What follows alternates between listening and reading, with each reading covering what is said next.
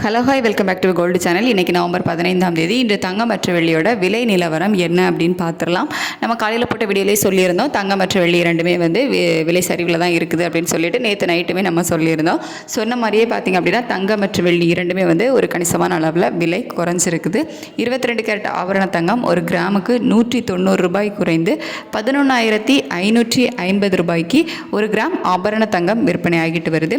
ஒரு சவரனுக்கு 1,520 ரூபாய் குறைந்து 92,400 ரூபாய்க்கு ஒரு சவரன் ஆபரண தங்கம் விற்பனையாகிட்டு வருது. வெள்ளி ஒரு கிராமுக்கு 5 ரூபாய் குறைந்து 175 ரூபாய்க்கு ஒரு கிராம் வெள்ளி விற்பனையாகிட்டு வருது. தங்கம் மற்றும் வெள்ளி இரண்டுமே இன்று கணிசமான அளவிலேயே விலை குறைஞ்சிருக்கு அப்படின்னே சொல்லலாம். ஸோ 15/11/2025 இன்னைக்கு 22 கேரட் ஆபரண தங்கம் ஒரு கிராம் 11,550 ரூபாய்க்கும் ஒரு சவரன் 92,400 ரூபாய்க்கும் வெள்ளி ஒரு கிராம் 175 ரூபாய்க்கும் விற்பனையாகும். சர்வதேச அளவில் கணிசமான அளவில் தங்கம் மற்றும் வெள்ளி இரண்டோட விலை குறைஞ்சது தான் இன்றைக்கி விலை சரிவுக்கு காரணம்.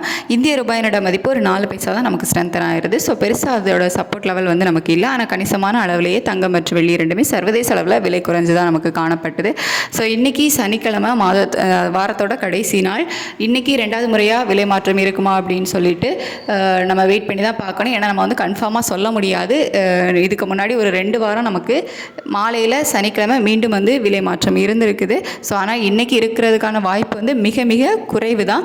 ஸோ ஒரு 10% வாய்ப்பு இருக்குது. ஸோ அது மாறிச்சு அப்படின்னா நான் உங்களுக்கு வீடியோவில் அப்டேட் பண்ணுறேன்.